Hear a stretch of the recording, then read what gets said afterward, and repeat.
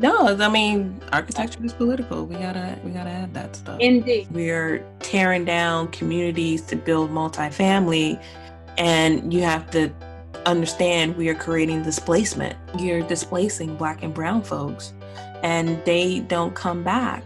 Half of this podcast would be dedicated to the history of Tyler House, my journey and my discoveries, and hey, I'm going to solve this housing problem. Hey guys, what's up? My name is Melissa Daniels. This is the Architecturalist Political Podcast where Black and brown folks talk about architecture. I hope you enjoyed this podcast and be part of my storytelling. I've been looking forward to this episode for a while now. We recorded this maybe in spring. I know only now I'm getting around to it, but it's with Nigel Maynard and Kelly Beamon. Kelly is now officially the two-timer. She's the deputy editor at Metropolis, and Nigel has a very, very extensive resume in journalism, and he focuses on design and construction. Renovated several properties. He loves design, loves writing about it, loves talking about it. Kelly pretty much took the lead on this. I interjected a couple of times, but she took the lead on the conversations. And it's also a way for the audience to get an insider's view on what these writers think of us and talk about. And I was happy to be part of the discussion and answering some of their questions on certain things. But again, I love talking to them. A couple of things in the episode. Nigel mentioned something that's profound to me, and how he can't think of 5 Black residential architects in his span of his extensive career. That's a problem. I remember my mom desperately needed a structural engineer and a contractor, and I could not find one. It was extremely difficult, and I was like pushing her to get an architect. I am not the one to be working with my mom on any of that sort of thing, but I was like, okay, let's hire an architect. Let's hire a residential architect. And the quick story. So I went through my networks and I did find one. And this woman lives on Capitol Hill. And she came to my mom's house and she made a comment. Her comment was, well, normally I don't take jobs this far out from where I live. And my mom, relative to the Capitol, it's not far, but she was like, well, you know, she made it a point to say that it was on the cusp, right? Like, she made it a point to let me know that it was a privilege for her to even come out here because she normally doesn't look at jobs. She had no clue who I was. I never said like, oh, I'm in the industry. Oh, I like blah, blah, blah. I never said any of that stuff. So I am just the daughter of a potential client of hers. We talked a little bit about some stuff and that was it. I did not pursue her. I was trying to convince my mom, hey, you know, you should really hire her. Let's just get a contractor, to convince my mom otherwise. But I thought that was interesting. She was a if we want to talk about race, she was a white woman. And I had a feeling that, and you know, it's all speculative, doing residential is extremely hard. And I recognized that when I was in college. I did some side jobs working for someone who was also, this was their side job. And at the time they were like way more, and they still are, way more experienced than I was in doing that kind of stuff. You know, he would do the permits, he does all. Anyway, I was like working for him on the side. So that was my peek into doing residential. And I realized doing that, I was like, I don't want to do this. First of all, I felt like I didn't know anything because I feel like you gain so much experience when you're doing residential because you're on your own. Basically, go to my 9 to 5, which is an architecture firm, and then go back. I didn't want to sit in front of a computer all day just to go home to sit in front of a computer all night. So that really discouraged me in in doing that type of work. It was interesting that, and I didn't go back to the person. Well, first of all, who I was working with was not licensed, so that's the reason why I didn't go back to that person. And so, in finding a Black residential architect who's published, who does high-end residential luxury type stuff, it's rare. And I know plenty of Black people who have done residential as a side gig, who have done plans on the side. And I feel that the way this industry has allowed us to be in it historically is that we were drafters. The school I ended up graduating from, we were drafters. We were taught how to be drafters. It kept us in the industry. And it's interesting. It could be part of why it's difficult, because we don't hire drafters, and we don't call them drafters. They're now interns. And I thought that's also an interesting take to how, back in the day, drafters were the thing, pen to paper, doing drawings on a drawing board, a drafting board. Now it's all computer and you're no longer considered a drafter. But it's considered like the lower end, and you lived your life as the drafter. That was your task. Like, for the next 20 years, you are a drafter. I think that's interesting how we have evolved. We, being Black and brown people, have evolved, and we want to be the CEO, CFO, leading our own firms and whatnot, or being the lead designer and whatnot, or, doing high-end custom residential. So what else did we talk about? Being the only ones in this space, and Kelly mentioned that also, and how journalism in the design and architectural realm is rare. A Black woman, a Black man. Even last week when I talked to Christina isn't like a pure architectural critic or pure architectural journalist or design journalist. Although I would love to see her writing evolve into that realm. I'm excited to see what the next year or the next couple of years hold for her. But yeah, we talked about that. Let's see what else. Women in journalism. One of the things that Kelly mentioned is that after maternity leave, she had a hard time finding a job.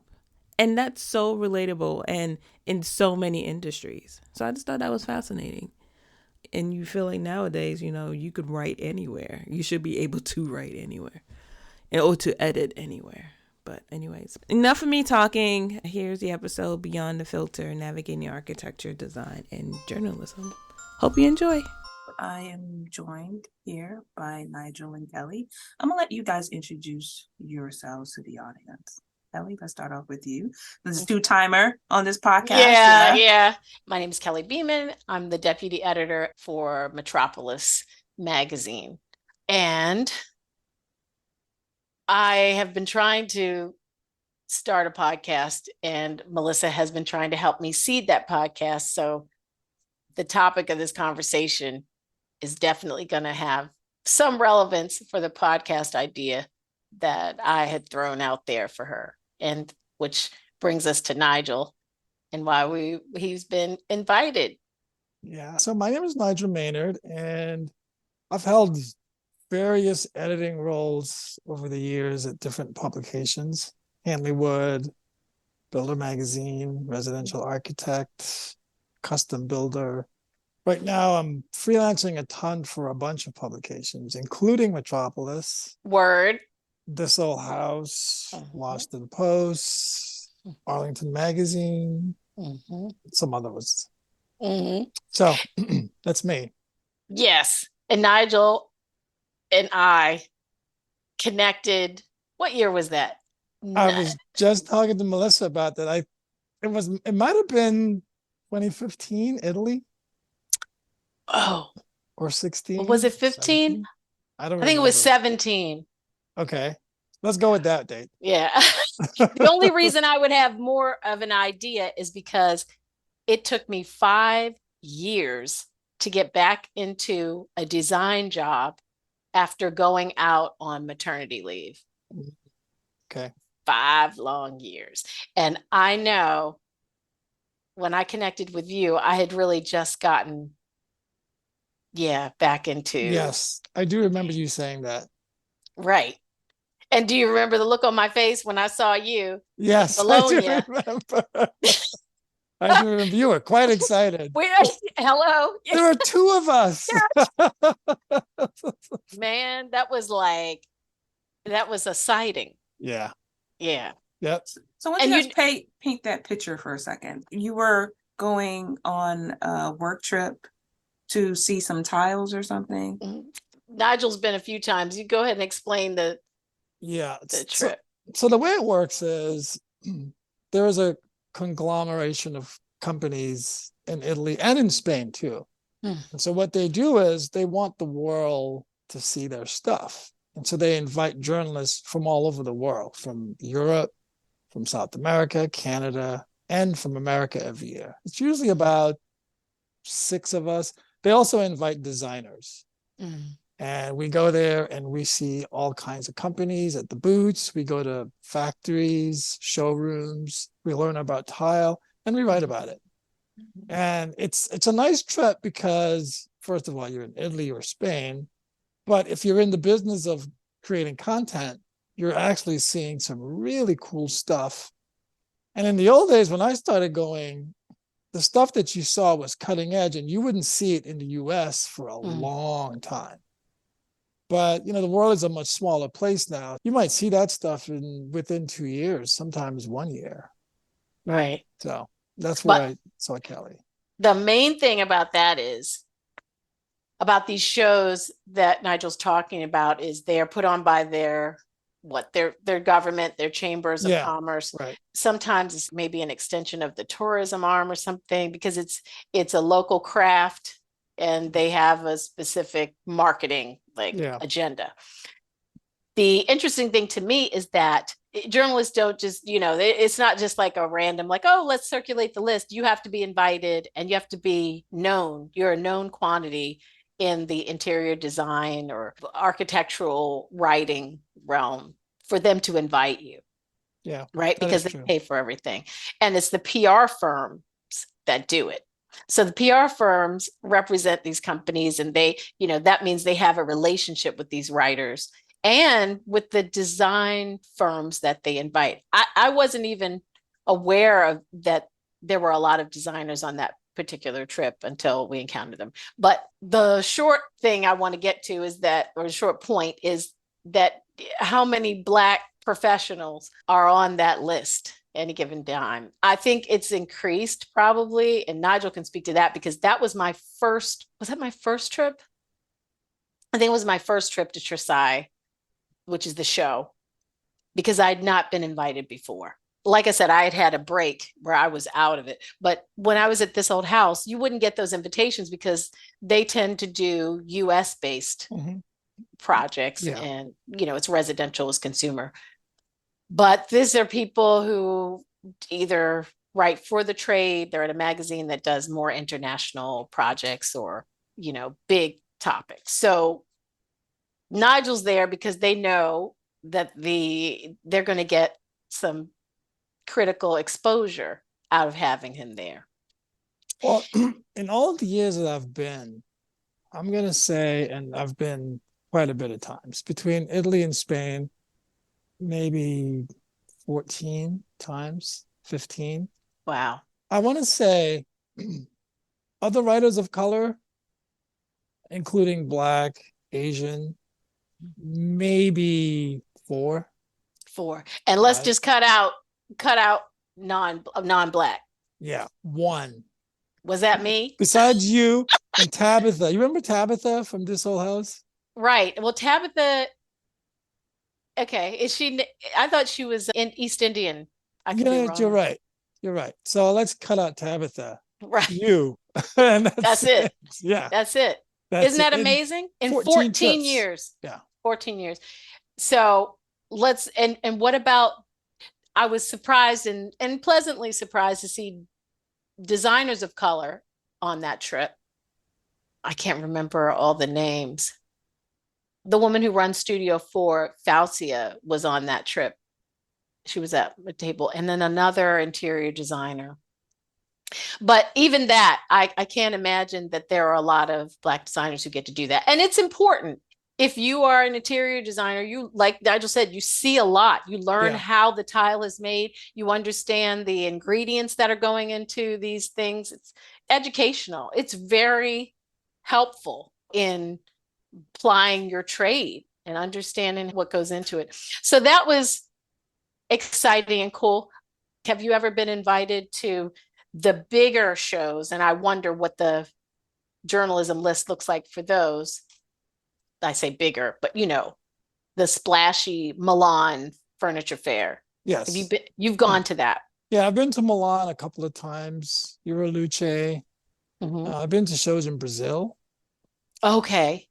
Nice. And I misspoke earlier. I said you were the only one. I lied. Okay. Carisha Swanson. Oh, who is that? So she's now with Hearst. Uh-huh. Is she in design? Is she still covering design, or? She's a journalist. And so you'll see her. The year that I was there, she wasn't part of our group, but she met us there. Okay. Yeah. And she's cool. She's on the consumer side. But she's covering products, furniture, lighting, blah, blah, blah. Yeah, she covers all of that. Yeah. If there's an entry point for Black journalists into, you tell me if you think this is the case, into mainstream publications where they might cover consumer design from a consumer's point of view, market editor is usually what that person does. I have seen some of those people come and go. When I was at Time Inc. and we were in the same building with Real Simple. Mm-hmm. But always, it's one of those jobs that's like a grind. Unless you're Nigel, who creates his own magazines and turns his house into, a lab. Well, and generates content, which I am just jealous of. I wish I could do that. But that. So it's interesting you bring that up, Callie, because, earlier you said something about striving to be a mediocre white man, right? That was and our friend Melissa, who's okay.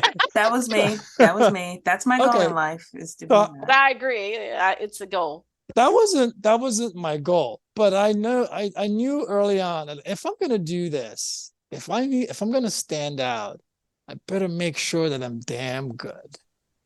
And so it wasn't enough to just write about the stuff. I started tinkering. I bought my first condo and I said, okay, I'm going to renovate this, and then start applying some of the stuff that I'm learning, because I was interviewing a ton of architects at the time.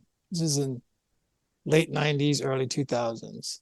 And it just started to grow and grow. And I bought a house and I fixed it up and lived in it a while, and I sold it. And I bought another house, and it just kept going and going. And after a while, quick question, did you ever hire an architect? The first time now, my wife and I just bought a lot last year, and we hired an architect to design it for us. But the other times I hired remodelers. So for this house that we're in, we had to go through a remodeler. And it was a Black firm out of Baltimore. But the other times I did the work myself. Mm-hmm. So I'd have to hire like electricians for certain things. And then after a while, I had my buddy do it, hire plumbers. But, all the carpentry and trim and installing cabinets and paint and all of that stuff, I did it myself. Mm-hmm. And so after a while, the two worlds for me just started to merge. And so it gave me more expertise when I'm covering or writing about certain things. So when I'm interviewing an architect and they're talking about details, I'm already playing it out in my head as to how those details go together. And it just informed my writing, and it just kept feeding off each other. Yeah. I just got better at it. How did your house become the subject? Because as you were, was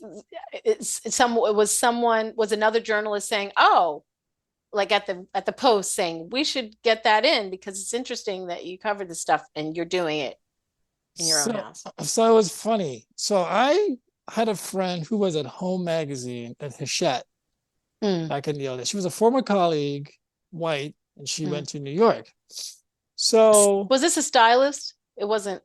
No, she was Okay. the editor, Okay. or the design editor, the home editor, whatever they call the position. And so I bought a little townhouse. This was house number 3. And I bought a little townhouse and I renovated it and I did all the work. And I think the budget for the whole thing was 15 grand.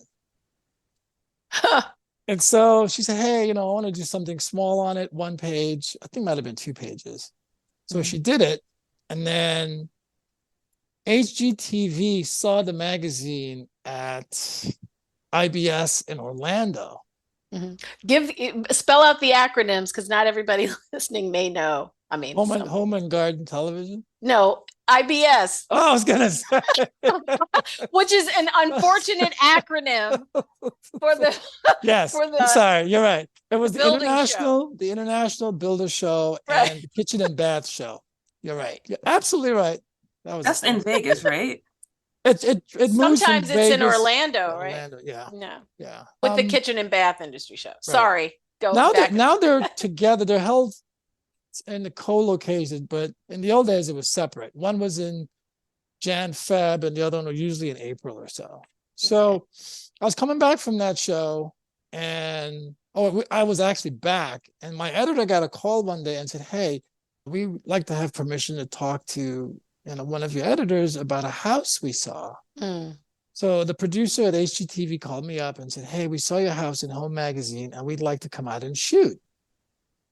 And so while we're waiting for that to happen, the editor in the real estate section of the Post saw the same magazine and called me up to ask me if they can do a piece on it, which was kind of humorous because maybe 3 years prior, I was up for a job in the Washington Post home section. It was between me and another editor, a white guy named Jeff Turrentine. Right? I didn't get it. He got the job. They sent him to interview me. Oh, wow. In the Post. Did you tell him that story? I did. I made it a point of telling him that story. Right. Is he still there? No, he left. He started writing about music or something in LA the last time I checked. But he came from Architectural Digest, and so he had the name behind him. So he was good. He did good stuff. But let's not explain it away. He did a nice piece. It was a huge splashy piece. It was. I mean, in the old days, they used inches in the newspaper. It was at least 20 inches. It was a long article. Nice. Yeah. And so, and then when we did this house, I had done some stuff for them in 2015 when I was freelancing. And I just mentioned to one of the editors, I'm renovating the house with my wife in Hyattsville. And she said, hey, you might want to talk to us about doing a series. And so they asked me to do a 5-part series, and I did that on that house too. Got it. And this is all written. This isn't video, right? Yeah, these are all written.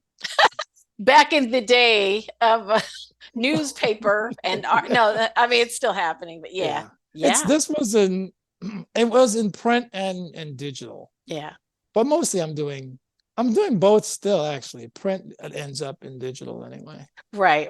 Yeah. Now, Nigel's a diehard journalist. So I wanna, and I'm just gonna interject. So I find it fascinating that you guys are journalists. Nigel, just brief background. You went to school for this, correct? Yes, I went to University of Maryland. Did you have journalism in mind though when you came out? So the good thing about Maryland back in those days, the English department majors were set up as one of 2 disciplines. It was either writing and rhetoric or English lit. And so I did writing and rhetoric. So my curriculum was mostly editing classes, journalism classes, and how to craft a story for a magazine. And I also worked for we had a black newspaper on campus called the Black Explosion. I wrote for that. Nice. And then the Eclipse. And then I also wrote for the Diamondback, the Daily. And so I knew coming out that I was going to be writing about something within the arts. Okay. Theater or fashion or something. Right. It just so happens I also did construction in high school and we were building our own house. And so I had that background too. And it merged perfectly once I got to Hanley Wood. I didn't have that. I just had an interest in the secondary market and specifically in furniture, but not like new stuff necessarily. I was collecting furniture in Maryland, but I started off as a business journalist at the local paper in Trenton, Okay. which is now nearby. I'm back here where it all began. I didn't think, oh, I'm going to go to school to be a journalist. I thought I like to read. That's what I thought. So I like to write to some extent. So I'll just major in English. And my mother said, what are you going to do with that? You better get a degree in education. So I minored in education. And then I said, I don't want to teach. I did my student teaching and it was difficult. It was a lot of work for very little money. And writing seemed neat because if you're curious, you meet lots of different people, especially back then on the local level, covering school board meetings, which is kind of boring, but then other stuff. But then I started looking at the secondary market here in New Jersey, which I think is still huge. There is a lot of business that goes on where people are selling secondhand period originals from the mid-century, like the 50s, but also old oak furniture, carved, traditional kind of stuff. Yeah. And I covered that at the newspaper just on my own. I had no real clear path to doing it until I moved to New York, actually still in a business journalist like job. It was covering executive, they used to call it executive hiring, just like recruiters, covering the recruiting industry, and ended up at one of these publishers that owns a lot of trade publications, and just ended up at hospitality design. I was actually at something like supermarket business or whatever. I was just trying to be in New York at the time. And Michael Adams, who was the editor-in-chief then of hospitality design, also did not have a background in construction or design per se, but was a good writer and thought I was a pretty good writer. And I just got to learn as I went. I would have loved to have stayed there because they started to add shows. HD does all of these different events now. Well, what I find interesting about the mentality of Black writers and white writers is that in some ways, I mean, maybe because of reality, we sort of, I don't know how to put this, but we screen ourselves out for positions. We might say, I don't have a background in this, so I can't. They're never going to consider me, right? Yeah. Right. But I've met people who they don't even think about those things. Right. They just barrel in and stumble into a pot of gold, as a friend of mine used to say. Yeah. And get the job. They just do it. And it may or may not happen. Very often it happens. So I try not to screen myself out for anything, because any story that you write, it's probably new for you. If you're working as a general assignment reporter for the New York Times and they say, hey, this happened here, go cover it, you're probably new. And so you have to go do research and interview people, and that's all it is. Yeah. But that's what it is. That's the big thing. I think there are plenty of people who it began to happen. I don't know if you feel like you saw this. I began to see a lot of people get these particular types of journalism jobs because they had a background in design, or they had gone to school for architecture but never practiced. And so, they're going to be good for this. And frankly, they were not great writers. Yeah. But the powers that be wanted them on board. Meanwhile, I remember just trying to get back into writing in general, especially at the big publishers, going for jobs where I was like, well, I'm a parent now. What, maybe I could do something at like parenting, and being screened out by women who didn't have children. Yeah. Or saying, well, we really want somebody who has a relationship with psychiatrists or psychologists. And I'm thinking, well, I'm a reporter. You know what I'm saying? Yeah. I do research. That's what I do. And I love that you said you don't screen yourself out, but I also think it's an issue for women. And I find, especially in publishing, women will do this to other women. They will very subtly undermine your confidence in yourself. I may be going off on this as a sidebar, but that's also a thing. And only after a managing editor that I dealt with, who was really a nice person, and said to me, at the end of the day, if I have a serious story, I would much rather have someone with a journalism background and no experience with design do it than to ask someone with an architecture degree, but no reporting experience to do it. She said, because you're right. You're going to do the research. You're going to find out what it's all about. But that I feel was like an additional barrier. And I'd slowed myself down, like, well, I've got to collect these experiences, which is another reason I kept moving around. I thought this is the only way I'm going to move up, is to move out, is to leave and because I often got the sense, whether it was right or not, that I would never be promoted in different places where I was. It was like, and I remember going to This Old House specifically, and an outgoing, well, I say outgoing, he was there, I don't know, that's the wrong word, but he was a person who was there who would leave shortly after I got there. A white boy said to me, oh, you're doing all the stuff, you're covering all the stuff nobody else wants to. I was so pissed off, but he was telling the truth. And at some point I mentioned that at the time they had 2 executive editors, and I mentioned that to one of them, not the nice one, by the way. She was like, that simply isn't true. But it was. Nobody wanted to be the person saddled with sending products back to the manufacturers, calling them in, not being able to use their office because you're piled up with all this stuff, getting it all like photographed. You do more sort of like menial admin stuff than actual reporting or writing, and then clawing your way through all of that, fighting to get the chance to write a story, a project story. Yeah. So what I did when I was hired at Hanley Wood, it was to be a products editor. It was associate editor of products. And of course, I wanted to write about houses, architecture, big projects. Right. But I said, okay, you know what? I'm going to write about products, but I'm going to make sure I learn as much as I can about products to be the guy that you ask products questions. Yeah. And so I just went in head first, and I learned everything I can.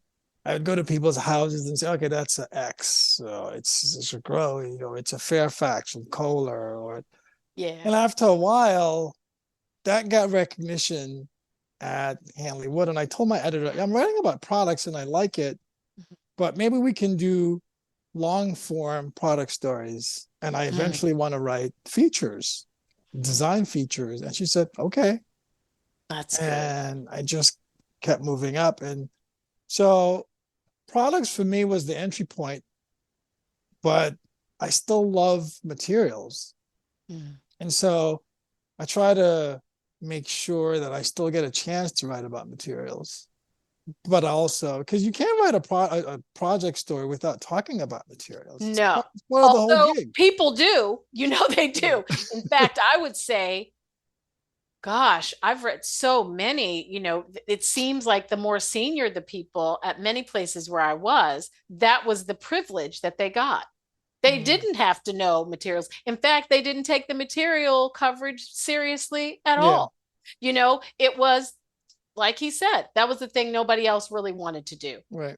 I'm glad to see it get respect. And there are times I enjoy it, but I do come with that baggage because it was grueling. And then I felt, especially, I'll just go ahead.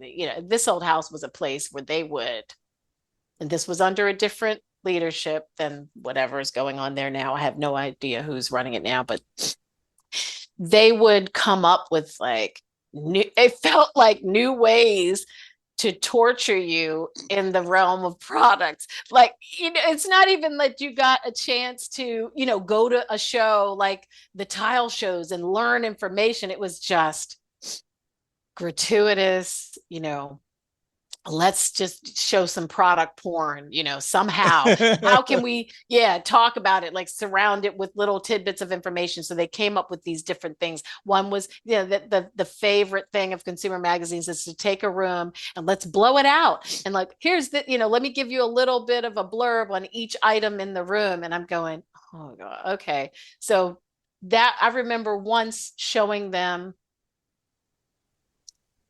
60 different options, and was at the time, I'm pretty sure we were still monthly for one column, and you have other stuff to do, and they're still going, no, and they wanted free photography.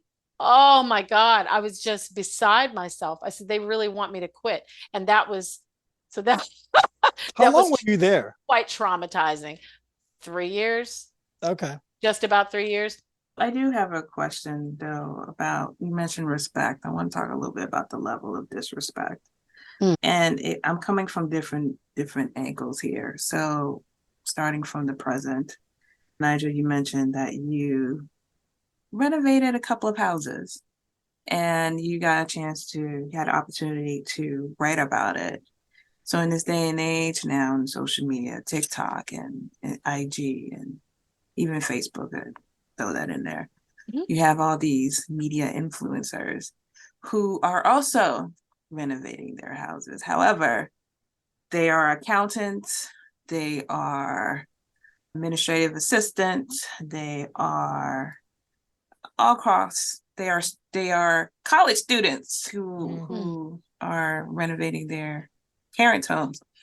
How do you feel? Do you feel anything about that and their opportunities that they have because of getting deals at Home Depot? Well, I see a lot of that, like you said, not so much on Facebook because I don't use Facebook all that much. I might go there once a month and I never post, but I do see them on Instagram, and some of them are doing decent work. I don't know if the work is quality, but it looks good in the pictures and in the videos.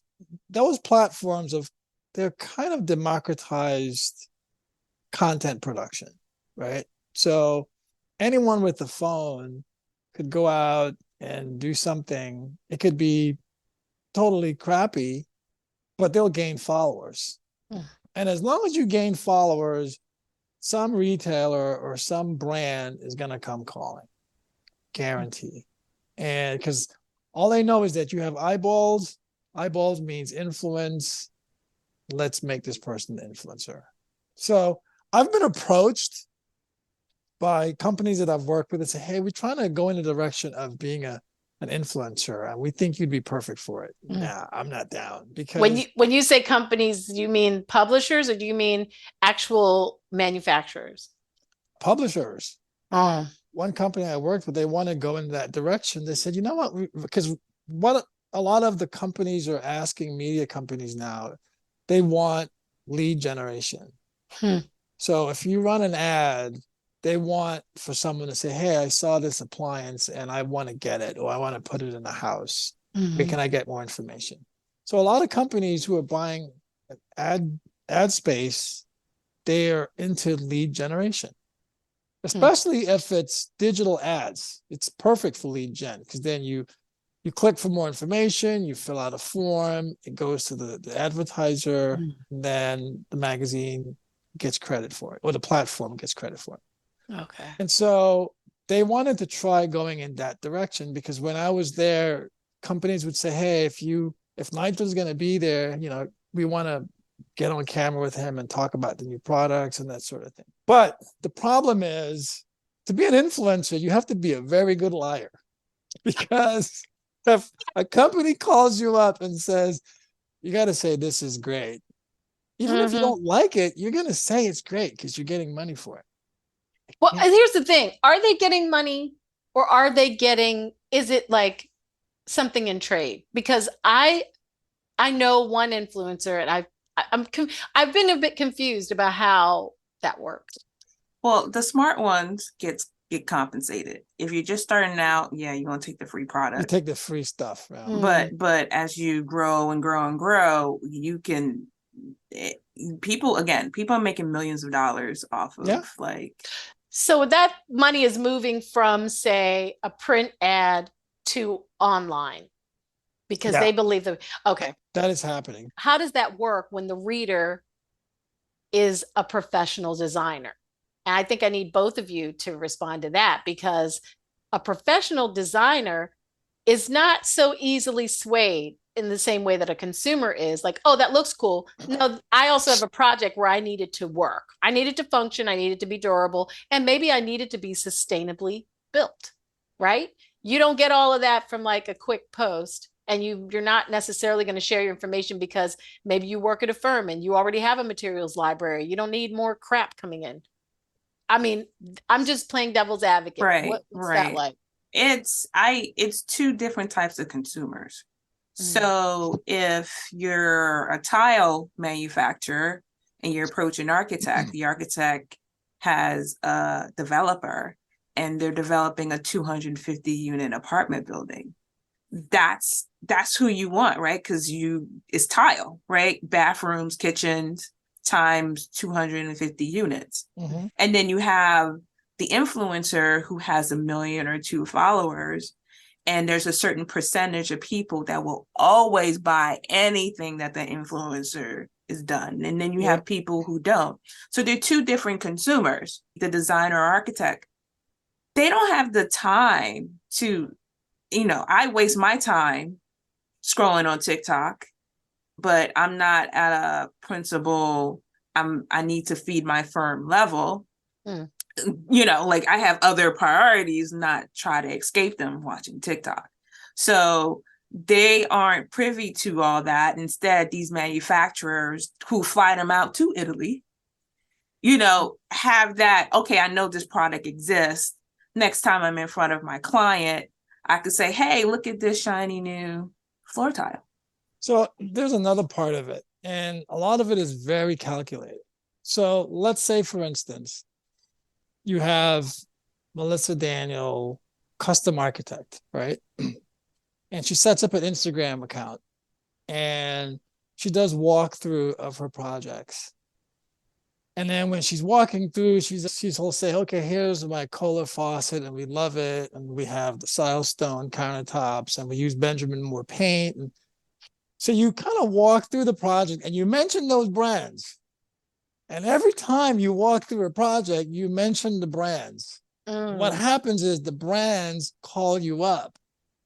They'll say, hey, we know you like our product. You engage with it.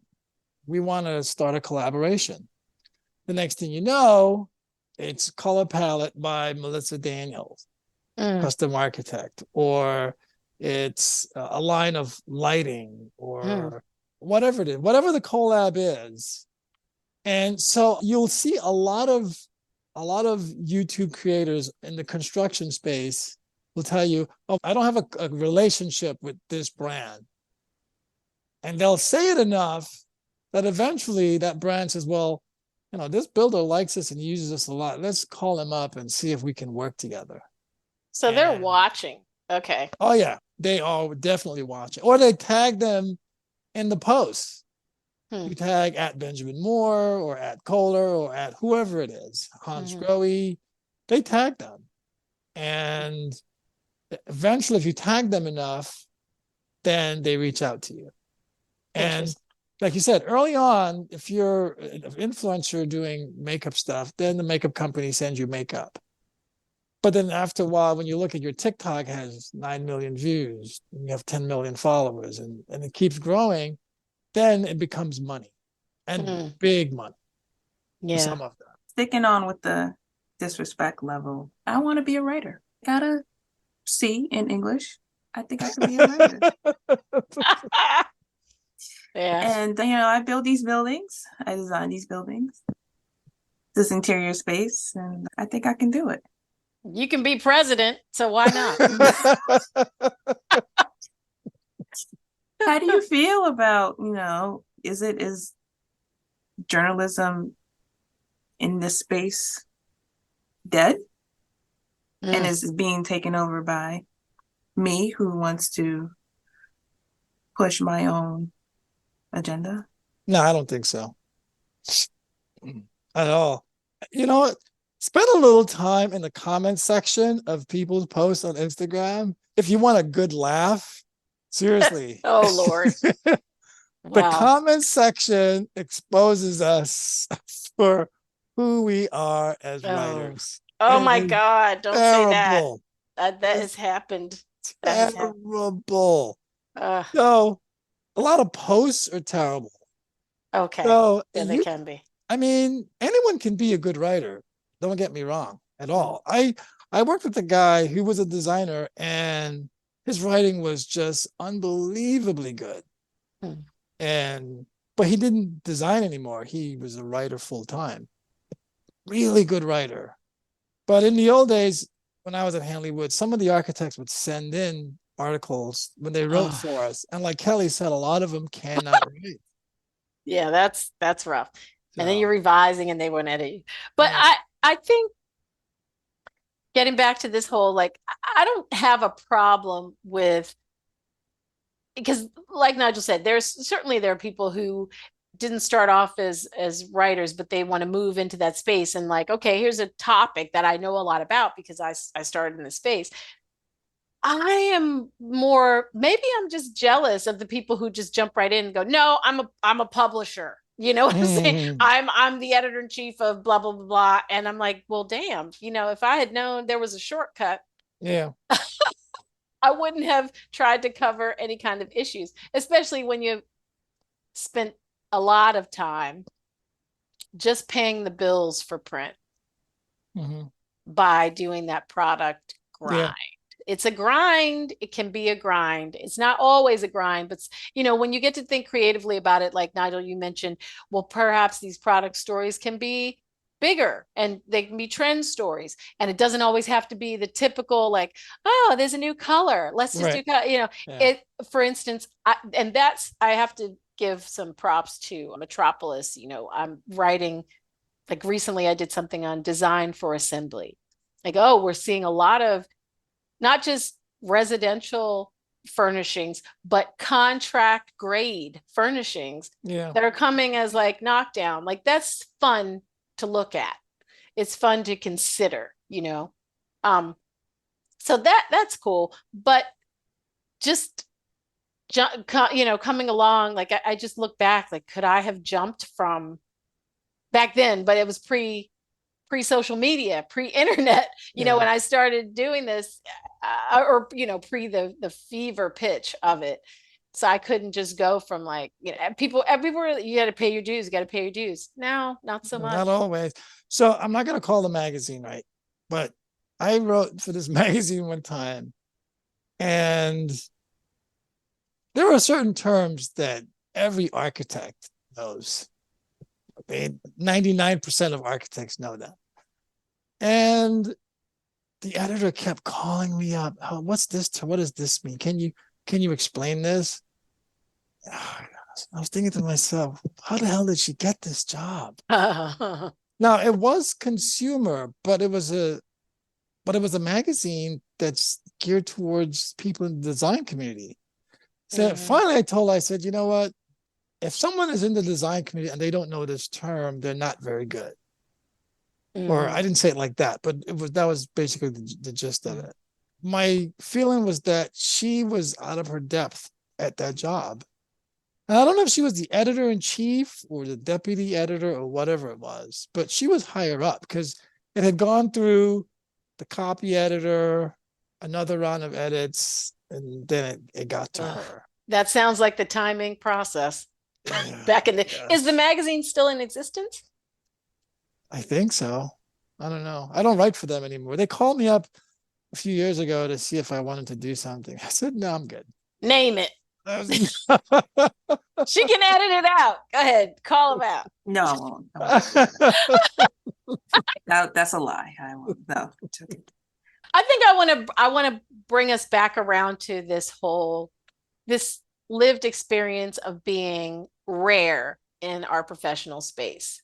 It's definitely something that it shapes the way I view story ideas. It shapes the way I pitch.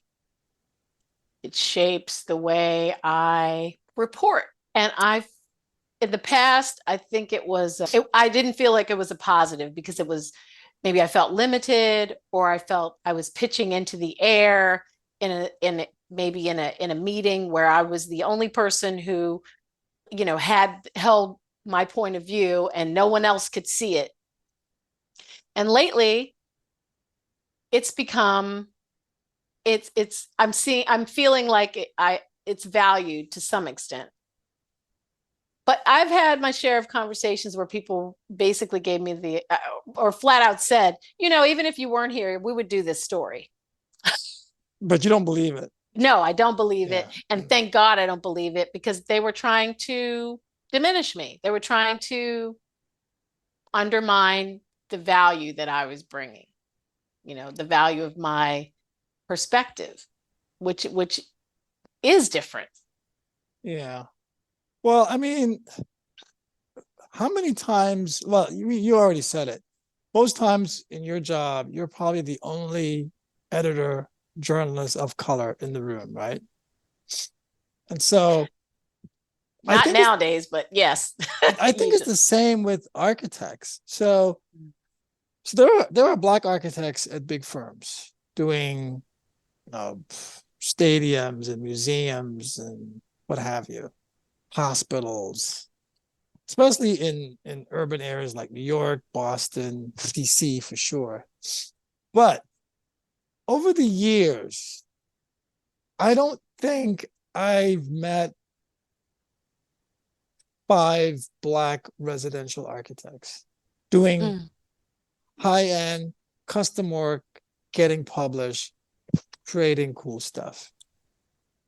Not because they're not out there. I haven't been able to find them, and I've looked.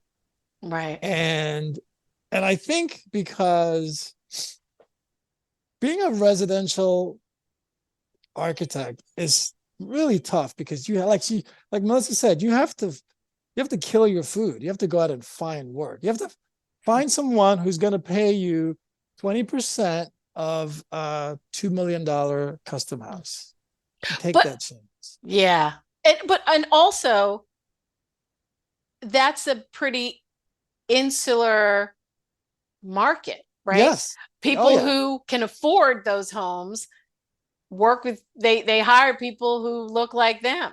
And not all the time. And then many people who look like us and acquire, the position where they can afford those homes, don't assume that we're not out there in those numbers. Or So I think what happens, it all hinges on social gatherings. You have a dinner party and you're at somebody's house and it's really nice, and someone says, "Oh, who designed your house?" And they say, "Oh, such and such. Let me give you his number." And then it just builds from there. And so, but there are a lot of Black designers that are now, because those projects they're bite-sized, so you can go in and redo a living room, right, one space, and so and they've become more vocal on Instagram. I follow a couple of them that they're doing really good work, and they're also expanding into not just doing one space. They're now moving walls and redoing kitchens and doing whole house stuff. But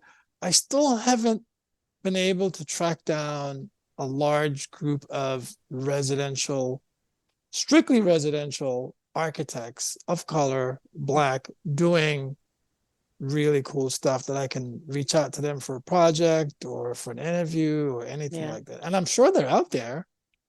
And also you have to have the budget for the photography, right? Yeah, Because exactly. otherwise, how do you share it? Exactly. I mean, there's some talented photographers out there, but I just want to add to the conversation. And I was thinking about this. I actually went somewhere last night.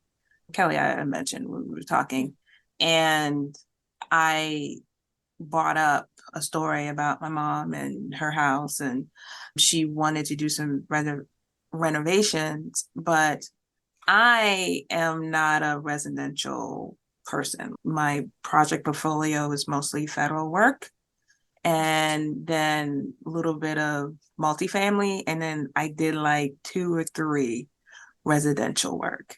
Mm-hmm. And so when my mom needed some assistance, I didn't have that network because, the contractors that I knew were building either federal buildings or 250 units. They're not going to come and bother with someone's basement.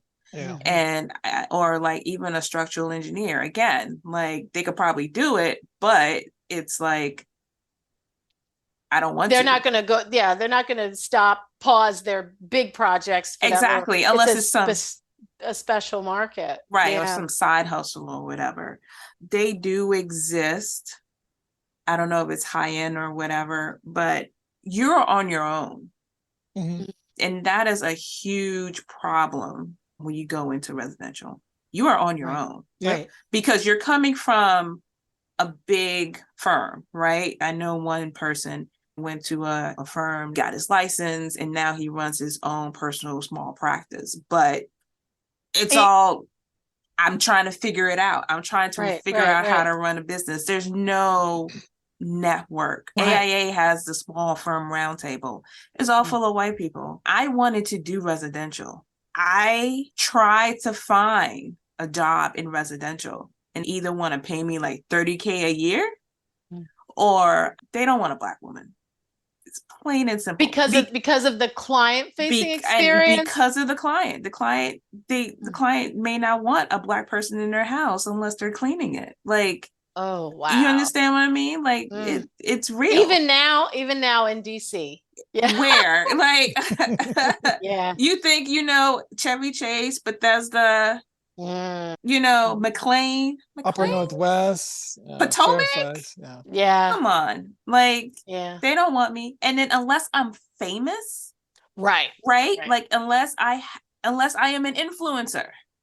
Oh, and then there's that. You understand what I mean? Yeah. Like if the certain people see my stuff, then I'll probably get hired and can do residential work. But if I'm running my own practice, I don't have time for that unless I hire somebody, unless I'm smart, right? Unless I hire a photographer, put that person on payroll.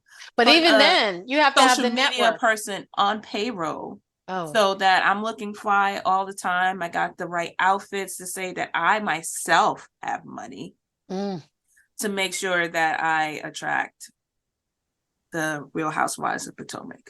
You probably don't want to work for them anyway.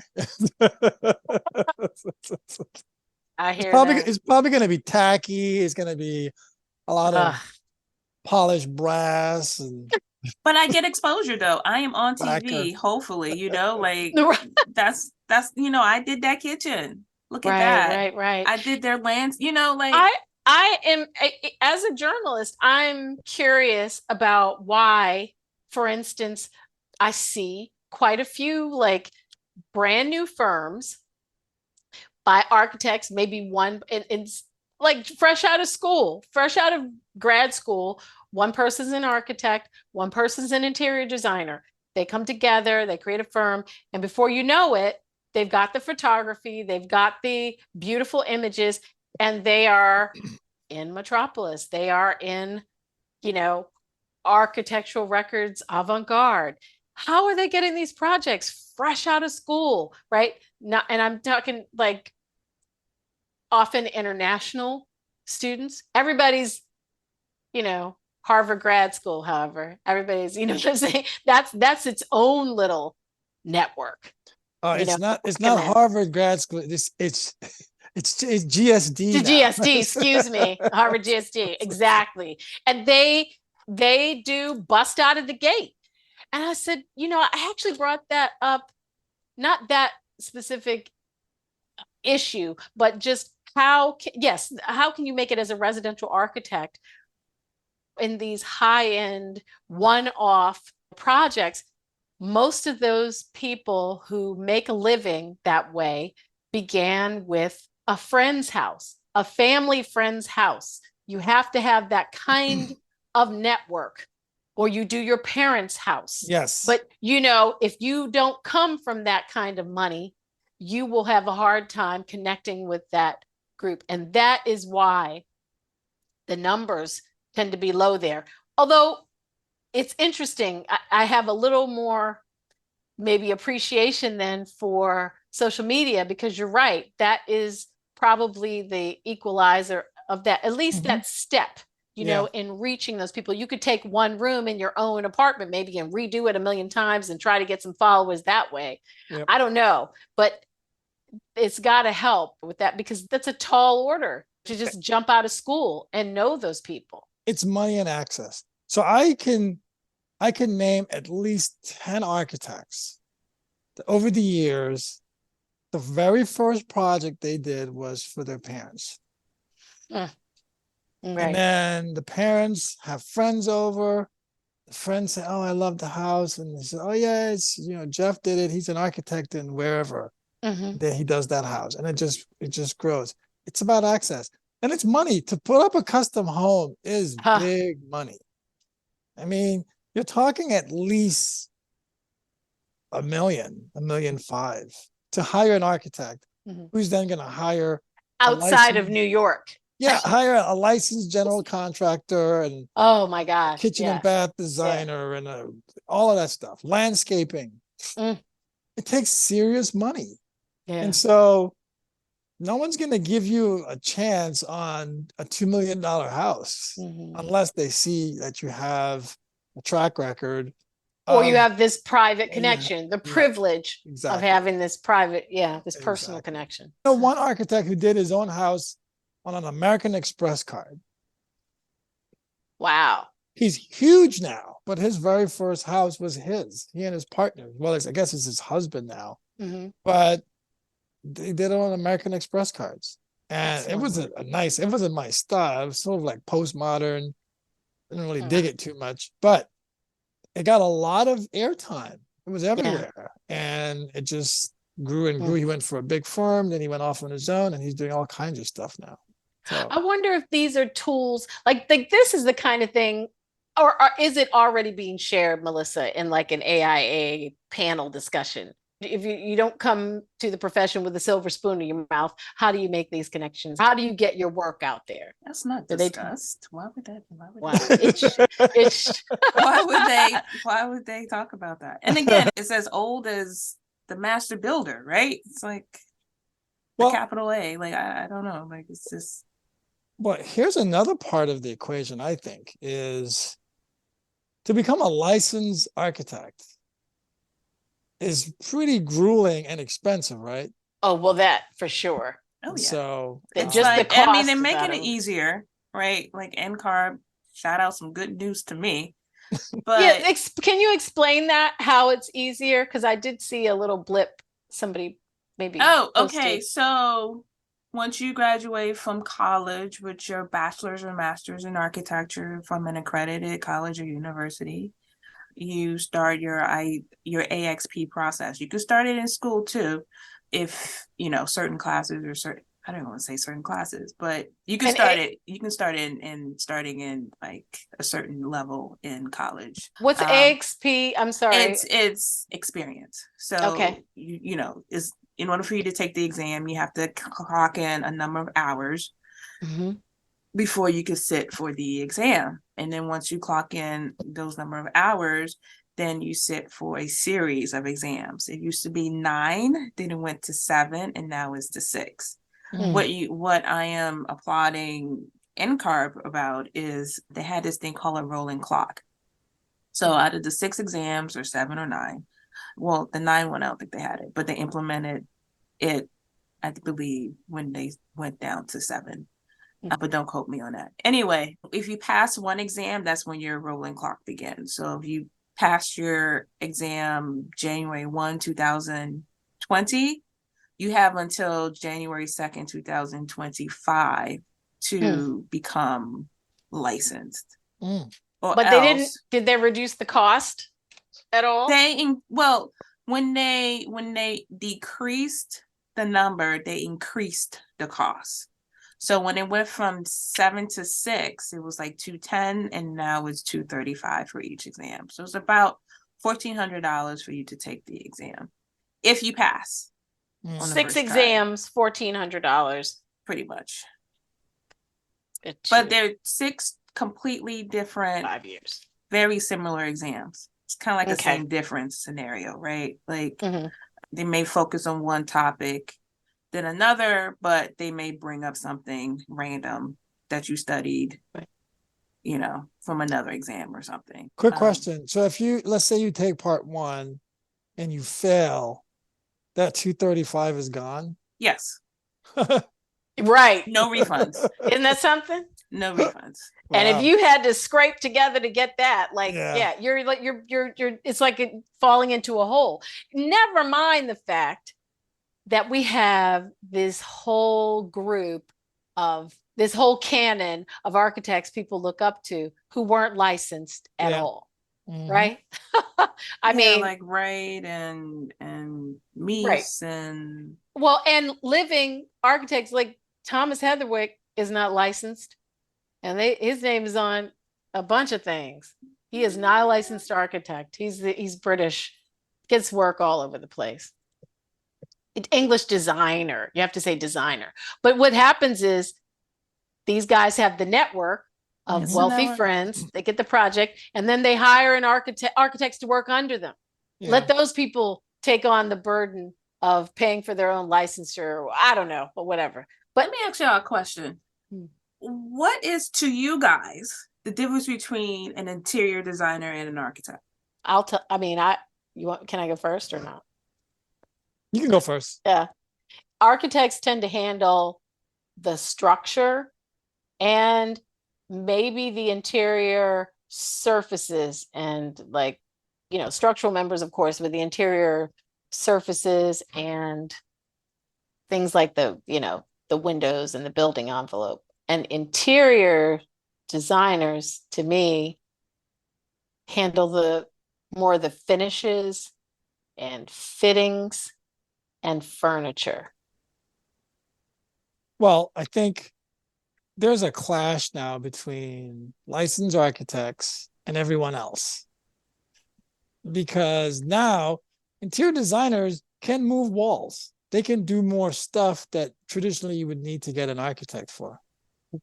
And so there's within that profession, I think there is a discipline for becoming, it's not just an interior designer, there's some designation saying that you can do more. People are getting degrees. It's interior architecture. Is that why architecture? Right. And so that's basically encroaching on territory that architects usually take care of. So, but traditionally, like you said, the interior designer buys throw pillows and lamps and shades and rugs and a few faucets and cabinet pulls. But that decorators. That discipline has evolved, and they're doing a lot more now. I see them on Instagram. They're doing big projects, and I know some designers who went to architecture school, never got licensed. They're designated as designer, but they're doing really cool stuff. They have an engineer to stamp their plans. But see, why not go that route? Well, I don't know how much interior designers charge, but I do know architects. When I was shopping around for architects to design our house, interior designers charge just as much as architects do. Really? Yeah. Probably, if not even more. It may be more because that's what most people know, like the pictures, the pretty pictures. The architect is handling stuff often that makes the building function, which is critical. Like, we handle a lot more we have a lot more responsibility. Like, I think, interior designers don't have to worry about, because like a building leak, they don't have to worry about that. They don't have to worry about getting sued because the facade, moisture barrier facade failed, or like I said, a roof leaking or anything like that. It's not their purview. Well, the architect could conceivably do everything. There are architectural firms That's very true. From project management to they have interiors, they have right. kitchen and bath designers. So you can hire an architect and you don't need anyone else. Yeah. But back in the day, that used to mean the death knell for your interior look, right? Because it was like architects, you're like, did you want their taste inside? Typically, no. But now you're right that the lines are much blurrier. Yeah, a lot of the DC firms now have interiors departments, and they do a lot of condo interiors, or they'll do a house, and then the interior departments take out and pick all the surfaces and all of that stuff, and really nice projects. But imagine though, okay, so let's say you're a hedge fund manager. You say, you know what, I'm tired of finance. I want to become a designer. You go to school. It's probably not going to take you 4 years. However many years it is, you do it and you come out and you start designing, and maybe you're good. But an architect has to go through school for all kinds of stuff, and it's a lot of money, and it's way different. And so I totally get that they're very protective of their turf, because, and then like she said, to take a 7, 8, 9 part test, 200 and change a pop. I mean, and then to come out and making 30K or 50K or 60K or whatever it is. Right. That's a hard pill to swallow. Yeah. And then on top of that, people are taking your work now. So, I mean, I totally get it. Kelly, anything else? No, this is awesome. Maybe we'll do a part 2 and talk a bit about purpose. I feel like the Black architects that I meet and the Black journalists that I meet, especially in this space of covering design, seem to have in common is that their work is purpose driven. They want more. Everybody would like to see more representation and more inclusion, but I feel like we use our work to advance that agenda. And that's not, I mean, I think that's great. I really wish I could see more. I think in the past, that's what I was saying, that's why I brought up the fact that when I had an idea, it wasn't great to feel like I was the only one in the room who thought it was a valid idea. And now I think things are shifting. I remember my question. Nigel, why'd you decide to go freelance? And Kelly, why aren't you freelancing? So I've always freelanced wherever I've been. And so the last job I had, even then I was freelancing. And so the job my full-time job now is not within the architecture space, but it's not my passion. My passion is design and construction and materials. I love that whole world. I love talking to architects. I love talking to designers. I mean, we can sit down at a dinner party and talk about, a ventilated facade versus, brick or whatever it is. So, and what I do like about freelancing is that you're always getting different types of projects. So one magazine that I write for locally, they're all houses. And for Record, it's more materials. And for This Whole House, it's about materials. So I'm going to start working with Washingtonian magazine soon. And that'll probably be about types of trends within the house and whether or not it's effective, or whether you should look for something else. Or so it allows me to write about different things within architecture and design. I don't freelance. Probably I don't have as much time as I used to because my home life is pretty crazy with a tween and a teen. But also, I think I'm not as prolific as Nigel. He is like always working on something, and I prefer to sit a little longer with stories. I think that's probably like telling my age too. You know, I really don't like to hurry up. And when I get the chance to do that, I really appreciate it. And it can happen as long as I'm in the permanent position. It can happen here and there. It's still a fight to get out from under the emails and the administrative stuff. It's a fight, but you get those moments, and I would like more of that. I feel like I enjoy talking about materials, especially, but mostly because they're now attached to some greater good, like transparency and material chemistry and makeup, of course, leads to healthier environments for everybody, hopefully. Even though I don't believe that all the programs that companies say that they're running, I don't know that they're all actually legitimate or helpful, but I like talking about it. I like making end users aware of the fact that they should expect more, right? And I like talking about issues. Like, I like talking about processes that are healthy, processes that are more just. I like looking, like with the story about the memorial, I like looking at the steps of a process and analyzing those steps for whether they are equitable, whether they are inclusive, and trying to find spaces where we fit in and where we should be, especially when the end users are not just people of color, but anybody vulnerable. I think that's having glimpsed the top of architects, the starchitects, and then observing the way people work on down the line.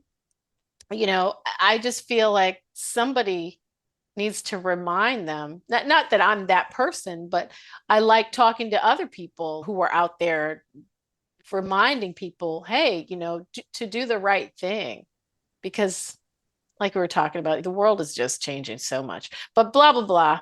That's my that's why I don't freelance more, and probably because I have not channeled my inner mediocre white guy who just feels entitled to just bust into like the BBC office and say, you know what, you need somebody in the US to cover design, because and frankly, I'm probably giving away, some like Instagram person is going to go, oh, I should pitch that. But the places where they still need us to bring up these topics, and of course, we all know El Decor has a lovely editor-in-chief. Assad. Yep. So I feel it's interesting, because when that happened, it was like, we're texting each other like, did you see that? Did you see that? That's awesome. I would like to see maybe few more ripples in the pond from that. But, that's another conversation for another day. That hire shocked me, because my wife heard me and she said, what's wrong? I said, oh, El Decor hired a black dude. Shocked. Seriously. Yeah, you just never thought you'd see it, right? No. Well, and it was like European Vogue. I was gonna say, but around that time, same time, between 20 and 22, there were a lot of high-profile black hires at big magazines. I was thinking, okay, right. Let's put it out there. It also simultaneously made me feel everybody probably thinks this is what's happening. This is the zeitgeist, and frankly, from where I was sitting, I'm still proving myself. But Nigel, you have any questions or last words? No, I just want to say that I think, talk about a unicorn within the industry, I think Kelly has a pretty high position. There are lots of architecture magazines that I've read or read now, and I don't think any one of them has a black deputy editor. So kudos to Kelly for making it up there. And Thank you, Nigel. So means a lot. So things are still possible. One of these days your name will be on the top. Well, No. but very kind. Yeah, but I really enjoyed this. So thank you for having me. Appreciate it. I enjoyed it too. This was a real treat for me. Yeah, I can't wait for you to see my condo and give me some pointers as to. You're an architect. You got to give me pointers. No. I need your products. I need your insights on some products. Something that I don't do residential, right? We'll discuss a collaboration offline. There you go. All right. Well, thank you guys. Bye. Bye. Thanks for tuning in to Architecture's Political Podcast. I hope you enjoyed this episode and found it informative or at least entertaining. If you like what you heard, please share with others. You can also connect with Arcus Poly on social media, currently on Instagram as well as Facebook and Twitter. For more information, visit us on our website. It's arcuspoly.online, ARCHIPOLLY.online. I also want to thank our loyal supporters who have been with this podcast for at least 3 years. It means the world to me, and I'm totally grateful to have you part of this community. I will try to bring you the best content as possible, and I can't wait to share more amazing episodes with you. If this is your first time listening, or just like a particular episode, or all of them, you can support this podcast by going on glow.fm/ArcusPoly. Again, thank you for your support. It means the world to me, and thank you so much for listening.